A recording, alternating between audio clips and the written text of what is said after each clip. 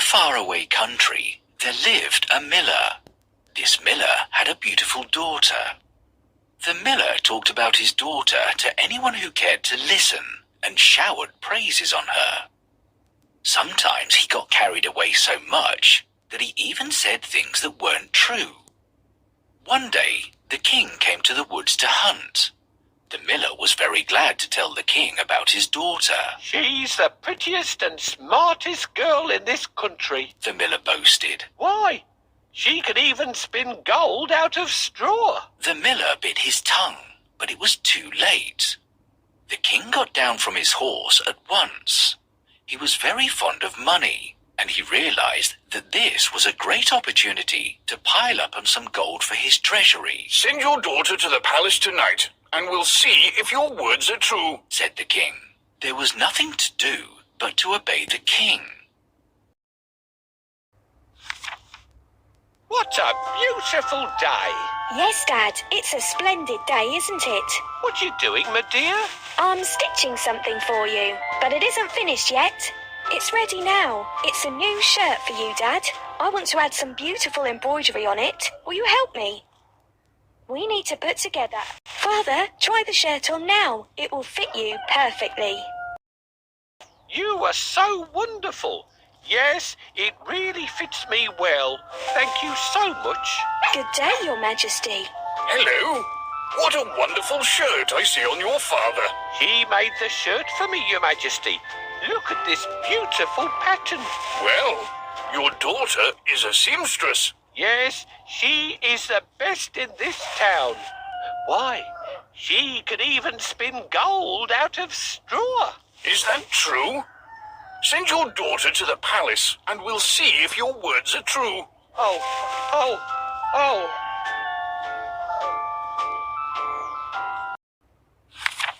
The miller's daughter was very nervous. She was led to a chamber with a big heap of straw and a spinning wheel. "I want all this straw to be spun into gold by morning," said the king. The chamber was locked, and there was no use banging on the door and protesting that it had been all the fault of her father for boasting like that. Not knowing what else to do, she curled up in a corner beside the spinning wheel and began to weep. Bang! She looked up in surprise when the door opened. In walked a comical little man. Good day to you, lady, he called out cheerfully. What is the matter? Why do you cry like this? I'm crying over my fate. I'm supposed to spin all this straw into gold by morning, but I have no clue how to do it, she said. He looked at the straw and the spinning wheel. I think I can help you with this. But what will you give me in exchange for my service? Asked the little man. You can have my necklace if you can only do this, she said. He nodded and immediately set to work. He chanted a few words and spun the wheel. The work was done quickly, and there was a pile of gold. When the king came inside to check on the progress, he couldn't believe his eyes. His eyes shone when he saw the glittering gold, but being a greedy fellow, he decided to make her spin some more straw into gold. He ordered for a fresh pile of straw to be spun by morning. She began to weep again, and most surprisingly, the same little man came again. This time, she promised to give him her ring for helping her out. The little man took her ring and worked at the spinning wheel, and in a very short time, all the straw had been spun into gold. In the morning, the king came to the chamber and rubbed his hands in delight when he saw more gold. But do you think that he was satisfied? No, he wanted more gold.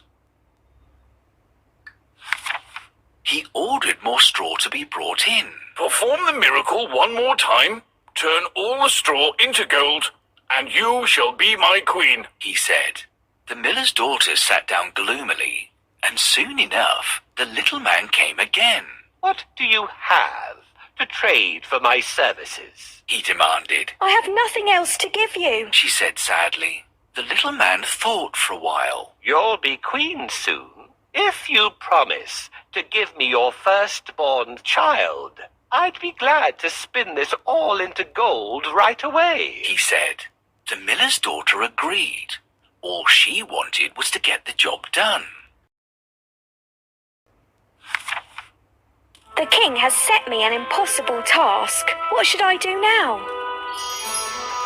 Why are you crying, young lady? His Majesty has ordered me to spin all this straw into gold by morning. He said that if I manage to do it, I'll become his queen. But if I fail, he will behead me. Well, this is quite impossible. Nothing is impossible. Let's see. Is this all the straw you have to spin into gold? There's more straw in the little rooms behind these doors. Let's start with the straw in the small room. Wow. What will you give me if I spin all the straw here? Let's see what I've got. I'll take this one. I don't have such a necklace. Wow, more straw. I can spin this into gold too. What do I get for my service? Let's see what else I've got. I guess this ring will fit me just fine. There's a lot of straw in this room. I can spin it all into gold, no problem. What will you offer for this? It better be something good. I have only my shoes, a comb and a thimble. Take whatever you want. I don't need any of those. But if you promise me that you will give me your firstborn child after you become a queen, then I'll help you. Oh, all right, anything. But please help me to stay alive today. I will show you how to work at this. Thank you for your help. Now the king would spare me.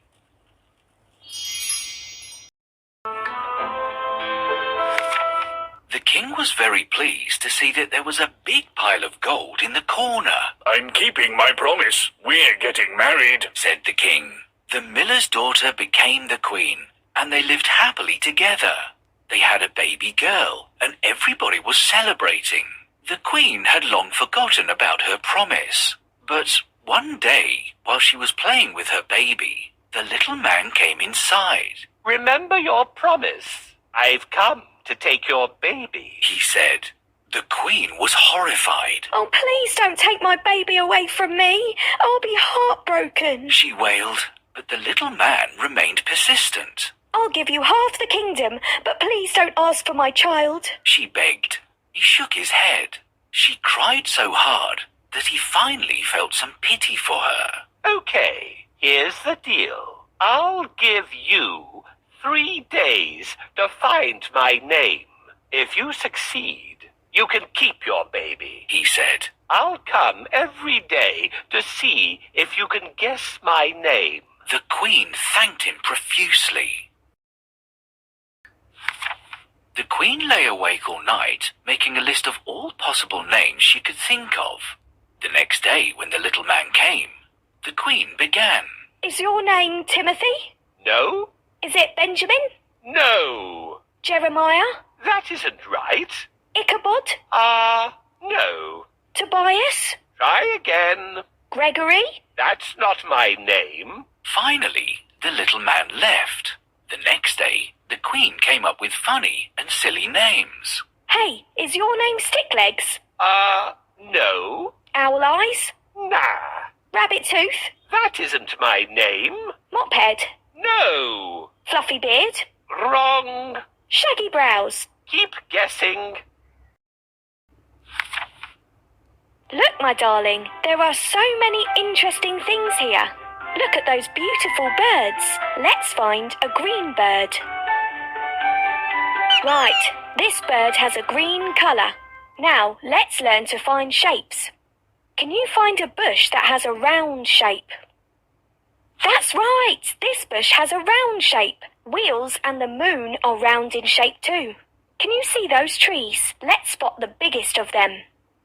That's right, this tree is the biggest. Mummy, can you help me dress up my doll? We need to dress the doll fashionably. Hello, Your Majesty. You look so happy. I hope you haven't forgotten the promise you made to me a long time ago. Now you've become a queen, I've come to take your child. Oh no! Take anything you want, but not my daughter, please. Take this treasure chest. There are so many coins and jewels inside. It'll be enough to last you a lifetime. No, I'm a modest person. I don't need that much. Take the carriage. It's made out of gold. No, I move through the air. I don't need a carriage. You can live in our palace. There are lots of rooms for you to choose from. I don't want to live in your palace. I need your daughter. I can't live without her. She's my only child. Okay. Here's the deal. I'll give you 3 days to find out my name. If you succeed, you can keep your baby.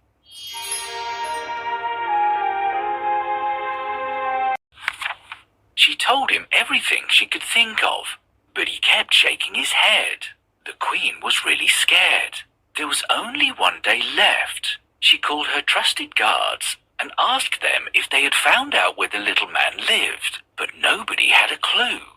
But suddenly, a guard came running inside. Your Highness, I believe I have found the man you've been looking for. He lives in a hut on a high hill in the forest, Said the guard. Tell me more. The queen prompted. He lit a fire in front of his hut and danced around it, clapping his hands and singing a strange song. The guard added. Do you remember what he sang? The queen asked eagerly. Merrily shall I feast, merrily I will dance and sing. For the lady does not know that Rumpelstiltskin is my name. The queen clapped her hands in delight. This is exactly what I wanted to know. She said. The next day, the little man came and grinned at the queen. Let's start. Is your name Griffith? Not at all. How about Daniel? No, Surely your name has to be Gerald. it isn't. Are you Rumpelstiltskin? The little man stared in surprise and horror. How did you find my name? He asked in dismay. You didn't guess my name. You found it out from someone. But a promise was a promise. He could not take the queen's baby. Rumpelstiltskin was so furious that he stamped hard on the ground. Whoosh! Both his feet went into the ground, and Rumpelstiltskin was never seen again. Your Majesty, you still haven't guessed my name. Stop wasting my time and let me take your daughter. Wait, I'll try again. We have to find the name of this fellow, whatever it takes. Maybe your name is Rumpelstiltskin. What? How did you find out? How could you know? Seems that Rumpelstiltskin doesn't want to leave the palace. We have to help him find his way out.